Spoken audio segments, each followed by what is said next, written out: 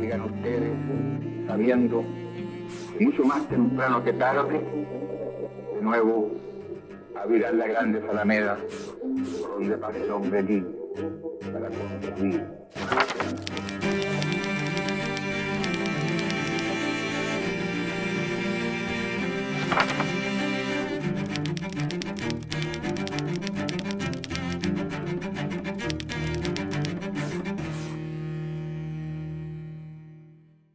Hola, bienvenidos a este nuevo programa Intelectuales 11 Miradas del 11 de septiembre. Hoy, en una cita con la historia, vamos a estar conversando con Patricia Arancibia Clavel.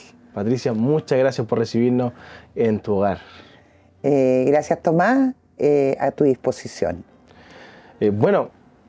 50 años de uno de los hechos más importantes en la historia y también la historia política de nuestro país. Pero, ¿en qué estabas tú el 11 de septiembre? Sí, yo creo que hay otro hecho también importante, aparte del 11 de septiembre, que fue la Guerra Civil del 91, que también fue un hito que marcó el comienzo del siglo XX. Y yo diría que el 11 de septiembre del 73 marca, entre comillas, el inicio del siglo XXI, desde una perspectiva más histórica que cronológica, ¿no? El 11 de septiembre del 73 yo estaba en Santiago, estaba en la universidad. Yo estudiaba licenciatura en Historia en la Universidad Católica, en un ambiente bastante menos tenso que en otras universidades como la Chile. Yo era miembro de Patria y Libertad en ese tiempo, cosa que no me arrepiento, aunque ha variado sustantivamente mi mirada desde ese tiempo de juventud a lo que es hoy, pero porque en ese periodo tú estabas en A o en B. Era imposible para alguien joven, para la juventud de ese entonces y para toda la sociedad en general, no tomar partido, porque estábamos en una sociedad tremendamente polarizada, en que tú estabas a un lado o estabas en otro. Y yo estaba consciente en la universidad que los principios básicos que a mí me habían movido por familia, por historia y por ADN era la defensa de la libertad y de la democracia. Y en ese tiempo defender la libertad y la democracia era obviamente estar en contra y muy en contra de un gobierno como el de la Unidad Popular, que señalaba expresamente, explícitamente, que lo que quería era destruir a la democracia burguesa para establecer una dictadura del proletariado, ¿ya? Entonces, en sus propias palabras, ellos estaban en una posición que iba en contra de lo que era la tradición democrática liberal chilena, yo diría desde nuestros orígenes como república. Por lo tanto, no me llama la atención, y lo digo públicamente, sin problema, de haber estado en un bando contrario, porque siempre he sido una defensora de ese principio fundamental que es la libertad y la democracia, que es como su continuidad natural, ¿no?, en política. Lo decías tú, el ambiente estaba tenso, quizás en la Católica no tanto como en otras universidades, pero ya se hablaba de que podía venir previo al 11 de septiembre, en junio ya había sucedido algo con el tanquetazo, lo han dicho muchos expresidentes, había un ambiente, se decía entre líneas que podía venir un golpe. ¿Cómo era en la calle el ambiente? Mira, yo creo que no es junio del 72, yo creo que cuando ya se empieza a definir qué es lo que va a pasar al futuro inmediato, va a ser con el paro de octubre del 72. Es decir, y lo del tanquetazo fue en junio del 73. Es decir, ya mucho antes se había generado un ambiente muy tenso y muy polarizado. pero esa polarización tú no la puedes explicar solamente, tienes que integrarla en un contexto. Y aquí hay un contexto básico para entender lo que pasó el 11 y lo que pasó en este periodo tan trágico entre el 70 y el 73. Y para entenderlo hay que captar que Chile estaba inserto dentro de América Latina y que había una guerra fría donde las potencias, Estados Unidos por un lado y la Unión Soviética por otra, estaban en una pugna fuerte. Pocos años antes había estado Vietnam, antes Corea. Es decir, era una guerra fría en que dos posturas, dos proyectos de sociedad tremendamente antagónicos estaban luchando de forma muy dura. En ese contexto de Guerra Fría, en 1959, a fines, digamos 1960, triunfa la Revolución Cubana con Fidel y el Che. Y ese triunfo de la Revolución Cubana va a tener una influencia tremenda, enorme en América Latina y especialmente en Chile. Chile, que era un país democrático, liberal, con alternancia de poder, donde estaban todos los partidos representados, donde habían 3/3 muy claros, la izquierda, el centro con la democracia cristiana, la derecha con el Partido Nacional.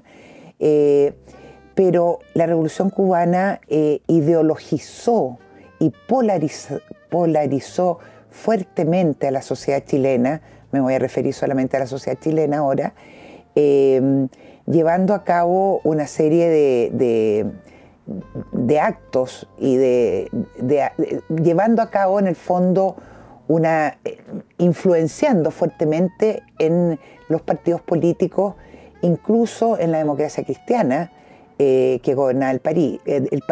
Estamos hablando que el influjo de la Revolución Cubana, con todo lo que ello implica de revolución, de violencia, de destrucción de la democracia burguesa, todo eso se produce ya a partir del 64 para adelante, en pleno gobierno de Frei, antes de Allende. Es tanta la influencia que vamos a ver que el 69 la democracia cristiana se desgaja y aparece el MAPU, ¿no es cierto?, un partido eminentemente de izquierda, y que en la izquierda propiamente tal aparece el MIR, por otra parte, como un movimiento de izquierda revolucionaria, y el socialismo, el Partido Socialista, se convierte en un partido marxista-leninista, explícitamente a través del Congreso de Linares y el Congreso de Chillán, donde ellos expresan que lo que hay que hacer es, por cualquier vía, ya sea la violenta o sea la vía que después va a tomar Allende, hay que tomar el poder. Pero son tácticas para lo mismo, son tácticas para llegar al poder y poder, estando ya con el poder, valga toda la redundancia, con el poder en sus manos, poder llegar a la utopía que ellos querían, que era que después de la dictadura del proletariado íbamos a tener una sociedad sin clase. Pero es muy importante establecer que la violencia fue un elemento clave en el gobierno de la Unidad Popular. Y más claro aún decir y señalar lo que poco se dice, que hay una ideología que tiene el odio y la lucha de clases como base, como ADN. Uno se pregunta por qué después de la Guerra Civil del 91, por ejemplo, ¿no es cierto?, donde hubo más de 10.000 muertos, casi lo mismo que la Guerra del Pacífico, ¿por qué ese tema no siguió marcando, digamos, nuestra vida política a lo largo del tiempo? Y 10, 15 años después, nadie se acordaba si era balmacedista o si era congresista, a pesar que habían muerto 10.000 personas con todo lo que eso implica en las familias. Y sin embargo, ya el 11 de septiembre del 73 llevamos 50 años con lo mismo. Y yo creo, hay muchos factores obviamente que explican esta situación, pero el año 1891 no existía el Partido Comunista. En 1891 no se había incubado en Chile, no se había inoculado en Chile el odio y la violencia y la lucha de clases entre miembros de un mismo país, entre la misma población, en la misma sociedad. Entonces yo creo que un elemento clave para entender por qué seguimos todavía en este tema no resuelto es porque no nos damos cuenta que hubo una ideología muy fuerte, muy odiosa, ¿ya? Que ha estado presente y que está presente hasta el día de hoy. Y a 50 años del golpe, un poco la polarización, ¿cuál es la reflexión que hace usted del hecho mismo y por qué estamos tan polarizados hoy día como sociedad? Bueno, de alguna manera el Frente Amplio podríamos decir que representa a esos mapus, ¿no? a esa izquierda elitista, porque el Frente Amplio en el fondo está conformado por jóvenes, ¿no es cierto?, que creen que la revolución es cosa de ir a la... Primero una juventud muy ignorante, digamos, que no ha mirado para atrás la historia, buenista y que cree todavía en las utopías. El Frente Amplio y especialmente el presidente Boric todavía sigue pensando que se puede transformar la sociedad no teniendo una base sólida de apoyo, porque tener 25 o 30% de apoyo no te permite, ese fue el gran error que cometió la Unidad Popular, no te permite hacer una transformación de la sociedad como debiera ser. Es decir, el gran drama de Allende, como puede ser el drama de Boric, es creer que con esas ideas absolutamente caducadas, y no por la violencia, caducadas por los hechos mismos. En la caída del muro de Berlín en la caída del muro de Berlín no se tiró ni una bala, ¿no es cierto? El sistema cayó por su propio peso, ¿no es cierto? Entonces yo creo que Allende, por una parte, y Boric, que de alguna manera lo convierte en su alter ego, están viviendo, cada uno obviamente en su contexto y en su época, de una ideología o de una concepción de la sociedad que está absolutamente alejada de la realidad. Entonces se va a seguir pegando en la misma piedra. Y la violencia, bueno, es un elemento que ha estado presente en la historia de la humanidad y obviamente en la historia de Chile. Pero la violencia que vimos en el estallido social es una violencia que fue impulsada, no me cabe la más leve duda, por la izquierda más radical, preparada, sin duda, pero también utilizando a todo este mundo anarquista y descontento que se fue generando a lo largo de la historia del tiempo, porque las revoluciones pretenden cambiar las cosas de un día para otro, pero nunca lo hacen así. Y por eso es mucho mejor, si uno analiza la historia, es mucho mejor que los cambios y las transformaciones se hagan en forma paulatina y moderada, pero obviamente habiendo cambios. Ejemplo, Revolución Francesa versus Revolución Inglesa. La Revolución Francesa implicó guillotinas, muertes, etcétera, y en Inglaterra, en Gran Bretaña, la misma revolución un siglo antes se hizo blanda, se hizo mucho sin violencia. Y ve los dos países hoy día, ve Francia y ve Inglaterra. A largo plazo se perdieron miles y miles de vidas por una revolución que podría haberse hecho de una manera mucho más paulatina. Y todo eso tiene que ver con el conocimiento de la historia, tiene que ver con la importancia que los políticos, que quienes nos gobiernen, conozcan, lean y sepan que las historias se repiten, obviamente, pero que hay que aprender de ellas. Y obviamente, en general, tanto en la derecha como en la izquierda, pero obviamente este gobierno que está en el poder hoy día, de historia sabe poco. ¿Siente que le ha faltado, hablamos recién del Partido Comunista, le ha faltado autocrítica al Partido Comunista? Es que el Partido Comunista no va a tener nunca autocrítica, autocrítica externa. La autocrítica se la hacen obviamente en sus propios nichos, en su propio partido. Ellos tienen como esencia en la formación que ellos tienen la verdad.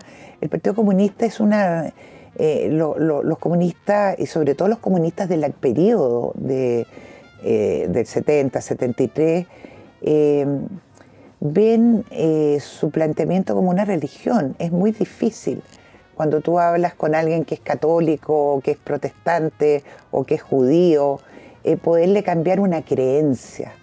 ¿Ah? Y el comunismo es una creencia y es también racional, y que quiere por el camino de la violencia y por el camino del odio, transformar la sociedad y hacerla mejor. Pero nada que tú hagas incentivando el odio de clases, incentivando la lucha hacia el otro, puede dar buenos resultados. Si eso es, la historia te lo ha demostrado a lo largo del tiempo. Entonces, es muy difícil que el Partido Comunista se haga autocrítica. Lo que hace el Partido Comunista es manejar dentro de una estrategia global diversas tácticas. Y obviamente en el gobierno de la Unidad Popular su táctica fue de consolidar, mientras que el Partido Socialista, que era como nuevo entre comillas, dentro de lo que era la ideología marxista-leninista, ellos querían avanzar sin transar. El Partido Comunista, mientras tanto, durante el gobierno, se daban cuenta que ese avanzar sin transar podía generar lo que generó, en definitiva, y prefirieron consolidar, morigerar de alguna manera estos ímpetus revolucionarios. Pero por una táctica, no porque creyeran en ellos, sino porque estaban convencidos que ya, asumiendo el poder total, lo iban a tener totalmente. ¿Y la derecha ha hecho alguna autocrítica? No. Yo creo que la derecha siempre ha actuado, y sobre todo hasta el año 73, ha actuado siempre como reacción a la acción. La derecha, a pesar que tiene ciertos principios que son sumamente queridos por la sociedad chilena, que es el apego al orden, que es la libertad, que es el apego a la propiedad, la libertad sobre todo, y el orden, que son como sus valores fundamentales.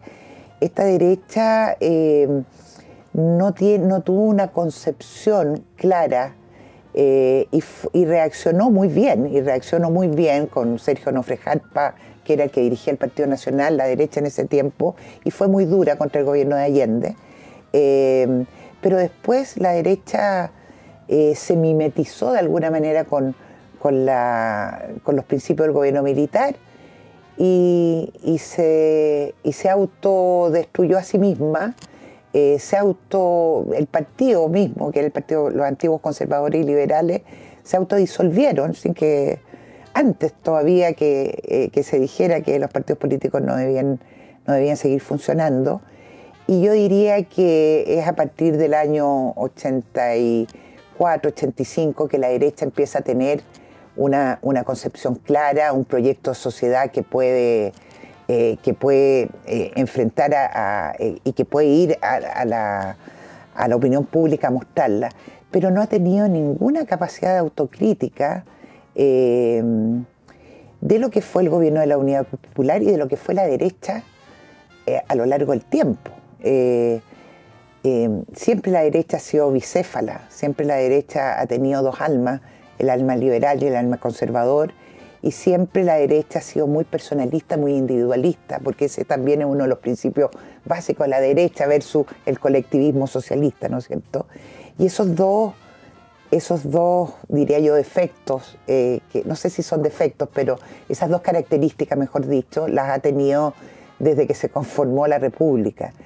Y no hay, están surgiendo hoy en día importantes intelectuales de la derecha que creo que van a poder hacer a futuro un mejor análisis de la actuación que ha tenido también esta derecha a lo largo del siglo XX, a lo largo de nuestra historia, que a mi juicio no ha sido para nada positiva. ¿Y la figura de Sergio Onofre Jarpa? Es que Sergio Onofre Jarpa, yo le tengo un aprecio personal, por lo tanto soy bastante subjetiva en decírtelo. Sergio Onofre Jarpa fue el hombre que necesitaba Chile en el momento en que la Unidad Popular llegó al poder. Fue un hombre valiente, un hombre que se arriesgó, un hombre que tuvo claro que si no luchaba y si no aglutinaba como líder a su lado al máximo de personas y de partidos, incluso logró un acuerdo formando el CODE con la democracia cristiana. Si no lo hacía, este país se iba a convertir, digamos, en un país sin libertades. Entonces, lo que hizo Jarpa fue luchar por la democracia. Lo que hicieron los partidos de la democracia cristiana radical hasta la derecha fue defender la democracia y la libertad. Y eso se olvida, porque como después vino el gobierno militar y obviamente no tuvimos democracia y tuvimos menos libertad, se concentró todo ahí, pero nadie ya entiende, sobre todo los jóvenes como tú, que en el periodo que nosotros vivimos, la lucha que se hizo fue por ello, por una democracia liberal que era la que había estado, por esta democracia burguesa que tanto denota la izquierda, ¿no? Pero esa democracia burguesa, esa democracia liberal, fue la que nos hizo ser el país que fuimos desde 1810 en adelante, hasta 1973. Y la figura de Augusto Pinochet, ¿qué es lo que le genera? ¿Se puede hablar solamente como Pinochet el 11 de septiembre y lo que vino después? ¿Se puede hacer alguna...? Mira, a mí la figura de Pinochet me genera contradicciones, como la figura de Allende, ¿ya? Son dos figuras contradictorias, pero por distintas razones. En el caso del general Pinochet, yo creo que él tiene luces y sombras, sombras y luces, que es lo mismo pero dicho al revés. Hablemos de las luces. Yo creo que él logró dos cosas tremendamente importantes para Chile. Uno, evitar la guerra con Argentina en 1978, que la gente no cree que estuvimos al borde de la guerra, pero lo estuvimos a 4 horas. Es decir, estaban las flotas, la flota de mar argentina, más nuestra flota en el sur, a punto de dispararse. Y si no es por un tema de clima, por la intervención del Papa, etc., esa guerra se produce. ¿Y quién fue el personaje que evitó por todos los medios que eso se llevara a cabo? Fue Pinochet. Él hizo todas las negociaciones. Él decía siempre que una guerra internamente, ¿no? A sus colaboradores, una guerra destruía Chile por 100 años. Entonces, en general los militares están formados para la paz.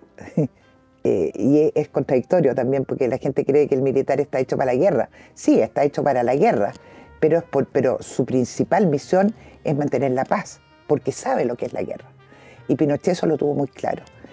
Y hay que sacarle el sombrero a Pinochet por eso, porque no estaríamos quizás ni tú ni yo acá hablando.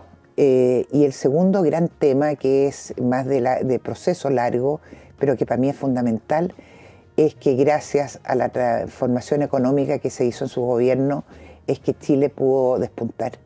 Chile era un país muy pobre, era un país, uno de los últimos países de América Latina, yo te diría que casi a la altura de Haití. Y Chile, en un proceso desde el año 75-76, que se empieza a implementar la política liberal y de libre mercado, hasta, digamos, segunda Bachelet, porque los gobiernos de la Concertación se dieron cuenta de lo importante que había sido para Chile esa implementación. Eso fue también obra de Pinochet, porque los militares en general, dentro del gobierno, eran más estatistas por formación. Entonces, Pinochet creyó en los técnicos, en un Sergio de Castro, en un Álvaro Bardón, en un Sergio de la Cuadra, en un Fernando Leni, bueno, en un Miguel Kass. Creyó, digamos, en aquellos que estaban lejos alejados del tema político contingente, tratando de hacer una transformación revolucionaria, verdadera, antes incluso que Reagan, antes incluso que la Thatcher. Y obviamente que los resultados son absolutamente positivos, es decir, es cosa de ver las cifras. Chile fue, cuando el 12 de septiembre Chile tenía una reserva casi cero en el Banco Central. Chile no tenía plata para comprar trigo.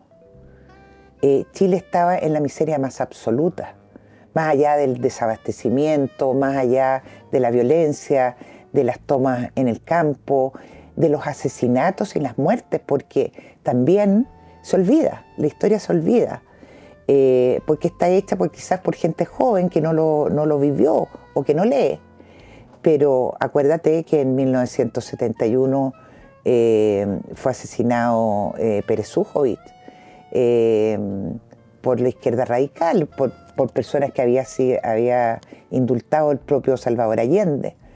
Entonces, las tomas de terreno, las tomas de industria eran violentas, no eran, señor, le tocó la puerta, ¿cómo está? Déjeme su industria. No, fue a rompe y saca, digamos. El ambiente de la calle era permanentemente dramático. Pueblo, conciencia, fusil, mir. Era eso lo que se gritaba en la calle. Al paredón, momio ladrón. Estoy recordando pequeñas frases que se me vienen ahora a la memoria, porque generalmente se me olvidan. Entonces, incluso la música popular era una música que incitaba al odio. Que la tortilla se vuelva, que los pobres coman pan y los ricos mierda. Eso era Quilapayún en el año 70-71, y yo lo cantaba y lo cantábamos toda la juventud de ese entonces. Entonces, ¿qué esperábamos? Un ambiente muy, muy violento, verbal, que después se llevó, o que paralelamente era físico, pero verbal. Yo hice un trabajo hace un tiempo con Libertad y Desarrollo, la violencia política en Chile del 64 al 73, y es impresionante cómo la espiral de violencia va subiendo, tanto en los hechos como en las palabras.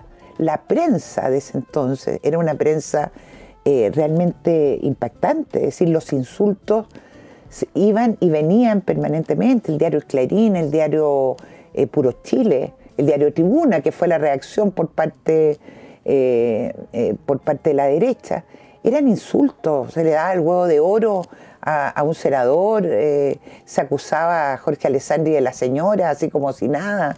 Y esa violencia verbal va enardeciendo los ánimos y va impidiendo cualquier posibilidad de respeto al otro, que es básico en una democracia.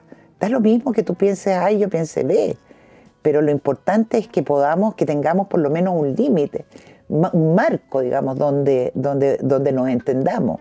Pero en el gobierno de la Unidad Popular las familias se dividieron totalmente. Padres, hijos, abuelos. Hubo un gran drama sociológico, hubo un gran drama familiar, no solo político. Entonces, a mí me llama la atención que a 50 años estemos recién recordando lo que fue eso, porque el relato de estos 50 años ha estado en manos de la izquierda, así clara y abiertamente. Ha estado en manos de la izquierda porque la derecha no ha tenido la capacidad, no ha tenido el interés, no ha tenido no sé qué para realmente contar la historia. Y contar la historia, yo no te digo la verdadera historia, pero la otra mitad de la historia, el otro lado de la moneda, no lo ha contado. Son muy pocos ya los que se han dedicado a rescatar esa historia, y me alegro mucho que en estos 50 años empiece a salir a luz estos testimonios. Y a 50 años del golpe, ¿podemos separar la figura de Augusto Pinochet con la de la violación a los derechos humanos? Yo diría que podemos separar el 11 de septiembre de 1973 del 12, y te lo digo el 12 en forma simbólica, ¿no? Sí. Porque una cosa es por qué llegamos al 11, qué nos pasó, qué pasó y por qué nos pasó, que es vital para entenderlo. El historiador entiende, lo que hace es tratar de entender los procesos. Y otra cosa muy distinta, el análisis que podemos hacer del gobierno militar y de lo que pasó en el gobierno militar. A mi juicio, es innegable que toda violación de derechos humanos no es algo que contenta a nadie, ¿no es cierto? Es dramático. Y aquí tampoco es posible negar que hubo violación a los derechos humanos y que hubo gente que sufrió muchísimo, al igual como hubo mucha gente que fue torturada y que fue muerta y que fue asesinada en el gobierno de la UP. Si lo medimos en números, claro, tú me vas a decir 2.500, 3.000 muertos es mucho más fuerte que 500, 600 o los que sean durante el gobierno de la UP. Pero esto es un tema de números. Yo creo que si hay alguien que le ha hecho mal a Chile y que destruyó lo positivo que podría haber sido el gobierno militar, fue Manuel Contreras. Porque Manuel Contreras representa el símbolo justamente de esas violaciones a los derechos humanos. Si Pinochet, a mi juicio, esto es ciencia ficción, se hubiera ido el año 1980, después de la Constitución, que es una buena Constitución a mi juicio, y se hubiera permitido, digamos, una apertura mayor, no estaríamos sufriendo, el gobierno militar no hubiera sufrido, digamos, esa denostación tan fuerte por ese punto tan negro que obviamente forma parte de su gobierno y nadie lo puede negar. ¿Por qué no lo habrá hecho? ¿Ah? ¿Por qué no lo habrá hecho? Yo creo que hay un dicho que dice que el poder corrompe y el poder absoluto corrompe mucho más. Creo que lo dijo Lord Acton, pero no estoy segura si fue él. Yo creo que Pinochet, como toda persona que como Fidel Castro, como Lenin, como Stalin, Lenin murió antes, pero Stalin, son los personajes, digamos, que tienen un poder cada vez mayor. Les cuesta dejar el poder, eso es muy humano. Y a él le costó. Pero sí hay que reconocer una cosa. Y eso no lo puede reconocer ninguna dictadura de izquierda, ni una. Que Pinochet el año 80 trazó una línea larga, ok, de acuerdo, larga, pero la cumplió. Y yo no conozco dictador en el mundo que haya entregado el poder de manera democrática como lo entregó Pinochet. Y eso es algo que duele a la izquierda, duele a los opositores, pero es la pura y santa verdad. Hubo una transición querida por Pinochet, porque si Pinochet no lo hubiera querido, o las Fuerzas Armadas, digámoslo así, no lo hubieran querido, no se hubiera producido. Así de simple. Hubiera sido una dictadura como es todavía las dictaduras que conocemos en Corea del Norte, en Cuba, y así sucesivamente, que gracias a Dios han ido bajando, porque la historia muestra, digamos, que son justamente un ataque profundo a la libertad y a la democracia. Nos quedan solo un par de días para la conmemoración de los 50 años del 11 de septiembre de 1973. A su opinión, ¿cómo lo ha hecho el gobierno con respecto a esta conmemoración? Yo no creo que los gobiernos tengan que dar pautas sobre cómo conmemorar o no un hecho de esta magnitud. A mi juicio es un error garrafal que el Estado, digamos, y específicamente un gobierno que está abiertamente marcado por lo duro que fue para su núcleo, ¿no es cierto?, el 11 de septiembre, creo que debiera haberse mantenido al margen y dejar que las instituciones privadas y que los grupos en forma espontánea, ¿no es cierto?, lo hubieran conmemorado. Me parece un error. El Estado no debe meterse en esa conmemoración y bueno, lo que ha hecho es negativo, a mi juicio. Yo creo que lo que debiéramos aprender de los 50 años, lo que debiera pasar, a mi juicio, es volver en la medida de lo posible a un Chile mucho más solidario, mucho más dialogante. Yo creo que son tantas las imágenes negativas que han ido metiendo en la mente en estos 50 años en contra de los militares, en contra de la derecha o en contra de cualquiera que pueda decir la palabra Pinochet sin decirle dictador. Es tanto el odio que se ha metido o que se ha inoculado que hay que revertir eso de alguna manera, pero conversando. Porque esto nunca se va a lograr, nunca vamos a tener una verdad histórica y nadie pretende una verdad histórica, no hay. Carrerinos y o'higginistas siguen peleándose, ¿ah? Pero no se trata, pero nos podemos sentar en la mesa a hablar de O'Higgins y de Carrera, sin ese peso tan fuerte que da una ideología del odio. Esa es mi tesis, en una de esas estoy muy equivocada, pero es lo que yo pienso, y porque creo que el Partido Comunista, que explícitamente todavía en su declaración de principio, no es cosa que yo esté inventando, digamos. Si yo puedo tener muy buenas relaciones con alguien del Partido Comunista, pero el problema es que su ideología, en forma clara, precisa, abierta en sus declaraciones, la última creo que es del año 81-85, declara que hay que derrocar a la democracia burguesa, por lo tanto a nuestra democracia. Hay que incentivar el odio de clase, es decir, entre el burgués y el proletario, y hay que conformar una dictadura del proletariado. Entonces, si tú me dices eso en el siglo XXI, ¿ya? En el 2023, y tenemos en el gobierno a un partido comunista, yo te digo, bueno, mientras eso no cambie, estamos mal. Estamos mal. Y cuando se cumplan 100 años, y con esto cierro, ¿vamos a seguir, a tu juicio, polarizados como hoy día? Siempre a los historiadores creen que tenemos una esfera de cristal. No tengo idea de lo que va a pasar. Pero sí te puedo adelantar lo siguiente, que a mí me llamó la atención que a los 50 años, que se suponía que eran los 50 años donde los militares, Pinochet, la dictadura iba a ser aplastada, digamos, por una sociedad civil que ya no soportaba más ese gran drama que vivió Chile, es todo lo contrario. Y todas las encuestas han señalado, con sorpresa de muchos, que la gente está empezando a abrir los ojos, está empezando a escuchar. Y la derecha también está empezando a perder el miedo, porque en el fondo esta superioridad moral de la izquierda fue tan fuerte que afectó a una amplia gama de gente derecha, incluyendo a los políticos, que no se atrevían a decir nada, a pesar de que lo que estaban escuchando era mentira. Eran mentiras, eran cosas falsas. Entonces, sí, si seguimos en esa línea, y si el Partido Comunista se convierte en un partido democrático, bienvenido sea.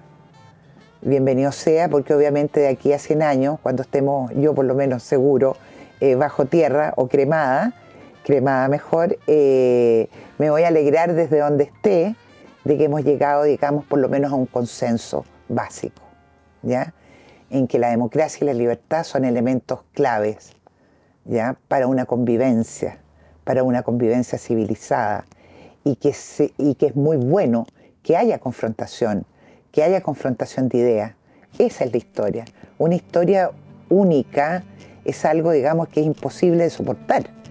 Entonces, lleguemos a ciertos consensos, a ciertos acuerdos básicos. Pero tiene que pasar todo eso. Patricia, muchas gracias por su tiempo. Gracias a ti.